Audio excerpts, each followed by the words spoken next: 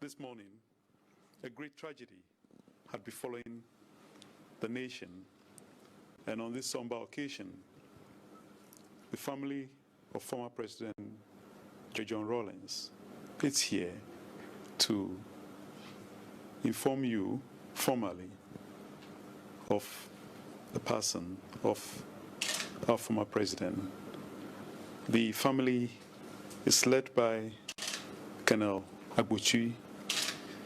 At this juncture, the spokesperson, Mr. Blagoji, is being kindly invited to speak. Mr. Blagoji.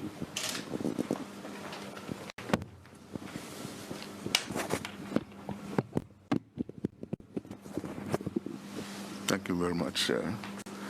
His Excellency, the President of the Republic of Ghana, Nana Dankwa Akufo-Addo, Honorable Chief of Staff, members of the government, as it has been said, a great tragedy has befallen us as a country and as a family. Some 4 weeks ago, we were here to inform the presidency of the death of our mother, our grandmother, our sister, and the president, because of his special love for the ex-president, the former president, assisted us a lot in the burial of our mother. Just some few weeks or some few days after the burial, the former president, John Rawlings, fell sick and was hospitalized. A lot of efforts were made. I know the president was in touch with his brother. Little did we know that former president will leave us. So we've come here formally to inform the president and the entire government that this is what has happened. It is true. John Rawlings is no more. And we deem it appropriate to come and inform you officially. And with me, the delegation is Colonel Joshua Botri, Honorable Zanato Rawlings, Mr. Michael Susudis, Santua Rawlings, Tamina Rawlings, and then Celia Aholu, and then Richard, Uncle Richard, Bill Captain Richard Fojo. So we've come this evening to formally inform you of what has befallen us and has befallen the nation. Thank you very much.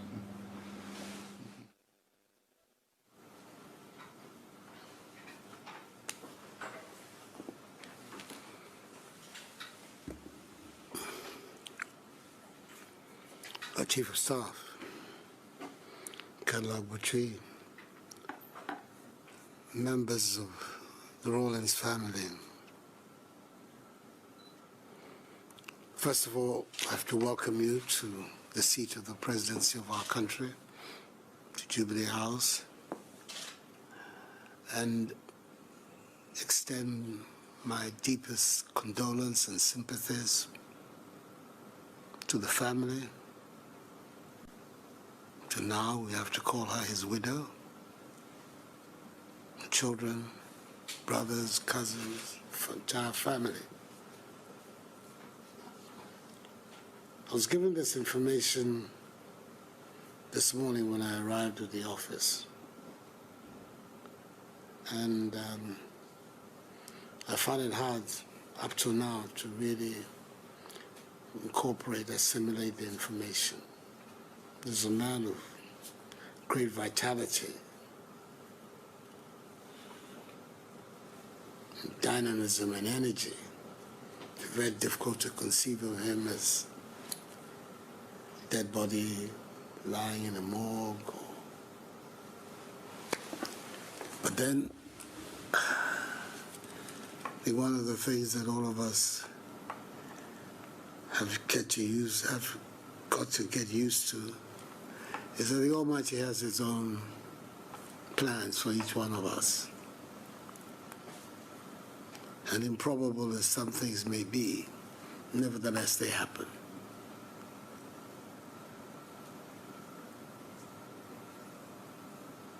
It's a moment for reflection and for continuing to believe in His purpose, that He has a purpose for each one of us. And as it appears, former president's work here on earth has come to an end.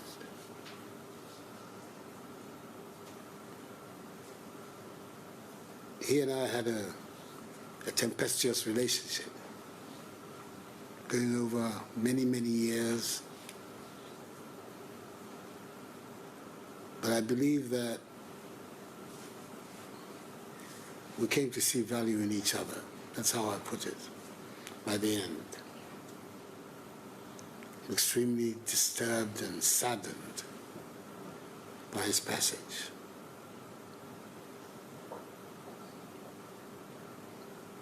He's not an ordinary Ghanaian.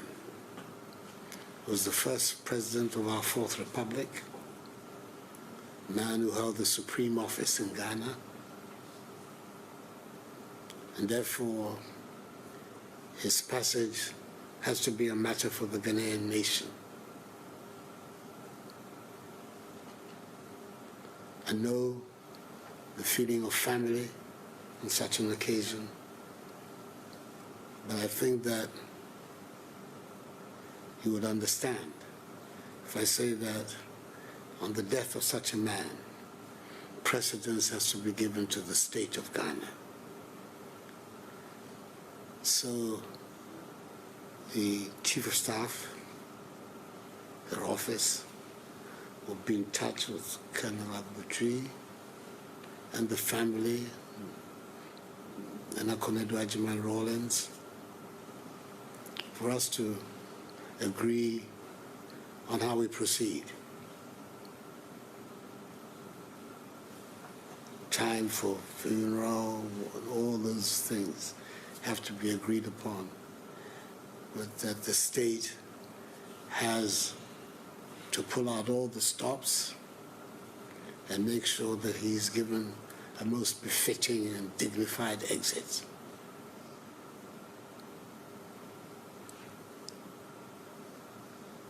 I'm determined to do that.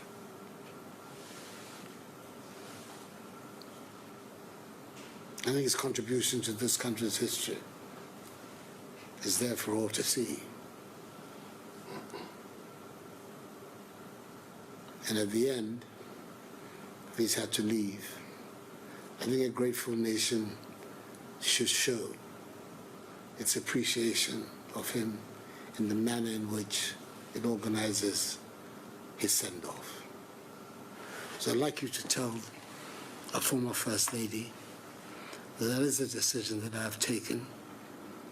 We're to give him a state funeral, and that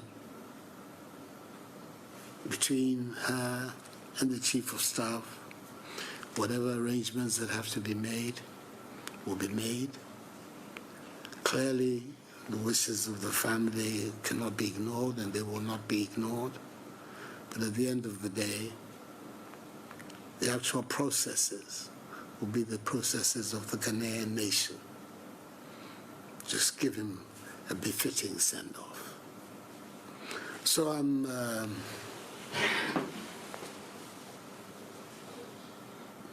appreciate very much your coming to inform me fully and formally of this development.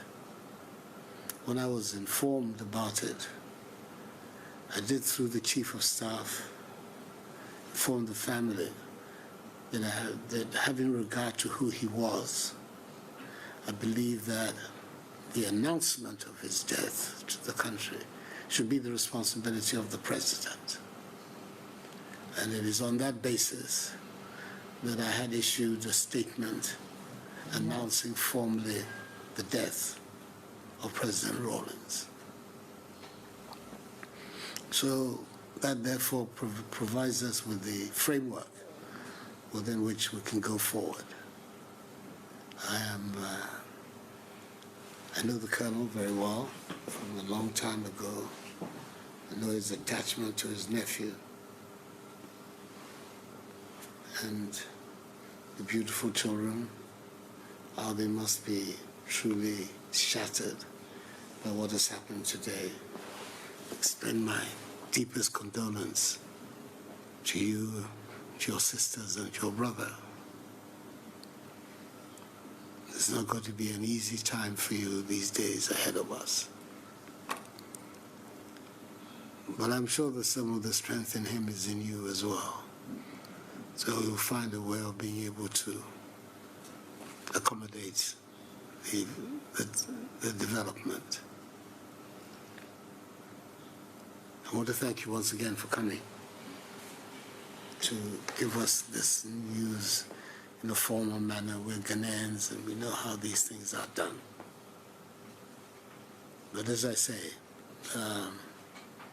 on the part of the state, no effort will be spared to make sure that the President is sent off like a president, a man who has held the highest office.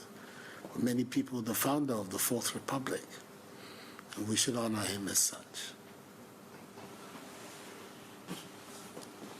His Excellency, we are thankful for your kind words and the plans that you have for the burial of the former President Jerry John Rawlings. Our hearts are very heavy at this time, and we just want to say thank you for all the promises, and we hope we'll give our brother fitting burial. Thank you. Yeah. As tradition demands, we brought some drinks to formally announce the death.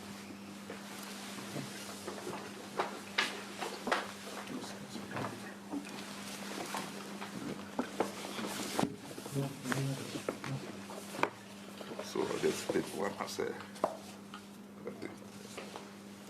You can come to the